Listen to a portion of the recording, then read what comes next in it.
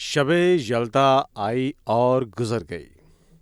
سال کی سب سے لمبی رات جو 21 دسمبر کو پڑتی ہے، فارسی بولنے والی دنیا میں شب یلدا کہلاتی ہے۔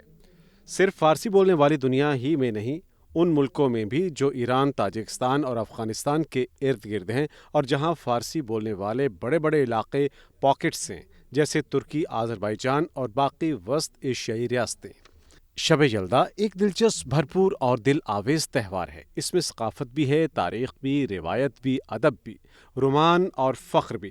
فخر اس لیے کہ یہ صدیوں پرانا تہوار ہے اور تہوار منانے والے اپنے آباء و اجداد کی اس روایت کو ایک شان کے ساتھ، ایک سٹائل کے ساتھ برقرار رکھتے ہوئے انہیں احساس ہے کہ ان کا کلچر ثروت مند ہے، تہی دامن نہیں۔ پرانے اور نئے فارسی شعراء نے شب یلدا پر شعر کہے ہیں۔ طویل رات کو معشوق کی جدائی سے تشبیہ دی ہے۔ اس طویل رات کے بعد جو دن چڑھتا ہے وہ لمبے دنوں کا آغاز ہوتا ہے۔ تاریکی بتدریج کم ہونا شروع ہو جاتی ہے۔ ایرانی اسے زمستان کا یعنی سرما کا آغاز قرار دیتے ہیں۔ سال کی اس طویل ترین رات کو کنبے اور خاندان اکٹھے بیٹھتے ہیں، باتیں کرتے ہیں جب تک کہ صبح کاذب کے آثار ہویدا نہ ہو جائیں۔ دو سرخ رنگ کے پھل اس رات خاص طور پر اہتمام کے ساتھ کھائے جاتے ہیں، تربوز اور انار۔ ان کے علاوہ بھی اس رات دسترخوان ماکولات اور مشروبات سے بھرے ہوتے ہیں۔ ہر قسم کے میوے، خشک بھی اور تازہ بھی، شربت بھی، متعدد پکوان بھی۔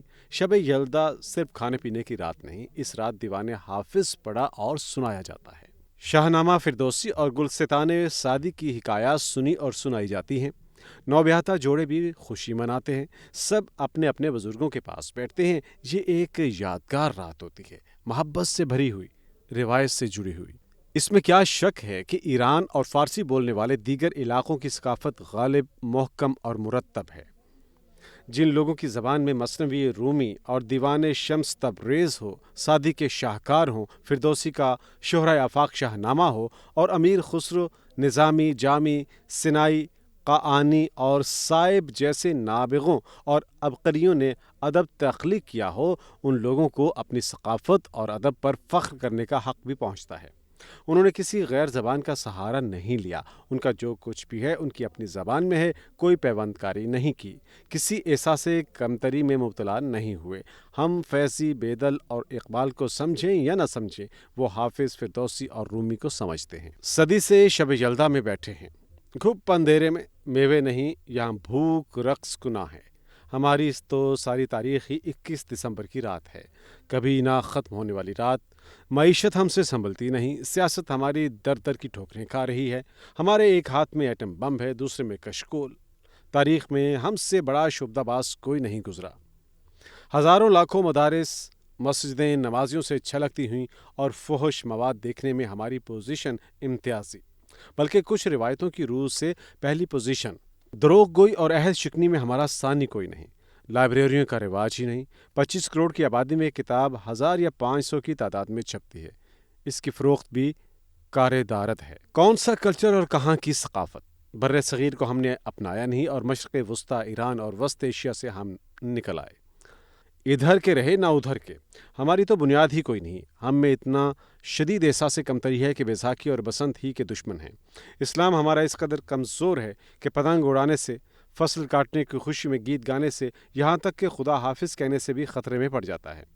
دنیا کہاں جا پہنچی ہے، اور ہمارا وائز ہمیں یہ سمجھا رہا ہے کہ خدا کا لفظ استعمال نہ کیا کرو، یعنی 1500 سال کا اسلامی لٹریچر دریا برد کر دو۔ ہماری شب یلدا ختم ہونے کا نام ہی نہیں لے رہی۔ ہم سے تو یہی طے نہیں ہو رہا کہ زندان میں کسے ڈالنا ہے اور پنجرے سے باہر کسے نکالنا ہے۔ چور سپاہی کے کھیل میں کبھی ہم چور کو سپاہی بناتے ہیں، کبھی سپاہی کو چور۔ الیکشن کی آمد ہے، کسی سیاست دان، کسی سیاسی پارٹی کی زبان سے معیشت، صنعت، زراعت، تعلیم، صحت کے الفاظ نہیں نکل رہے، صرف پارٹیوں کے سربراہوں کی شان میں قصیدے پڑھے جا رہے ہیں۔ اور کوالیفیکیشن کیا ہے جس پر فخر کیا جا رہا ہے؟ جیل میں رہنے کی مدت، اور جو جتنا زیادہ جیل میں رہا وہ اتنا ہی بڑا لیڈر ہے۔ کچھ یہ ٹرافی یعنی قید حاصل کر چکے، کچھ حاصل کر رہے ہیں، اور سوچ کی پرواز دیکھیے، اپنی بیٹی اور اپنے بیٹے کے علاوہ وزارت عظمیٰ کا اہل کوئی نہیں۔ انتخابات ہو جائیں گے، کسی نہ کسی کی حکومت بھی بن جائے گی، مگر رات اسی طرح طاری رہے گی۔ الیکشن کے انتخابات کو تسلیم کرنے کی روایت ہی نہیں، کبھی 4 حلقے کھولنے کا مطالبہ، کبھی 35 پنکچر کا الزام، کبھی دھاندلی کا رونا، یہ سارے الزامات غلط بھی نہیں ہوتے۔ ایک دست غیب ظاہر ہوتا ہے اور انتخابات کے نتائج کو الٹ پلٹ کر رکھ دیتا ہے۔ پھر احتجاج کی لمبی رات، شاہراہیں جلوسوں سے بھر جاتی ہیں، مار دھار، پکڑ دھکڑ، حوالات، جیل، عدالتیں، ضمانتیں، پریس کانفرنسیں، ایک لامتناہی سلسلہ۔ یہ جو نسل اس وقت بڑی ہو رہی ہے، اس نے کیا دیکھا ہے، کیا دیکھ رہی ہے؟ اسے جمہوریت کا جو تصور دیا جا رہا ہے، جمہوریت کی جو تصویر دکھائی جا رہی ہے، وہ یہ کیسے بھول سکتی ہے؟ جنگ و جدل کے درمیان بڑھتی ہوئی یہ نسل ملک سے بھاگنے کا نہ سوچے تو کیا کرے؟ اگر سیاسی رہنما کبھی بھاگ کر دبئی جا بیٹھتے ہیں اور کبھی لندن، تو عوام یہاں کیوں رہیں؟ جس کا بس چلتا ہے ملک چھوڑ کر جا رہا ہے۔